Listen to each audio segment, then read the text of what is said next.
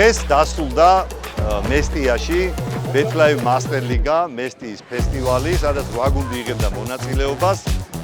ჩემპიონი გუნდი გახდა მესტიის ადგილობრივი გუნდი, მინდა ყველას მადლობა გადაუხადო, ვინც მიიღო მონაწილეობა.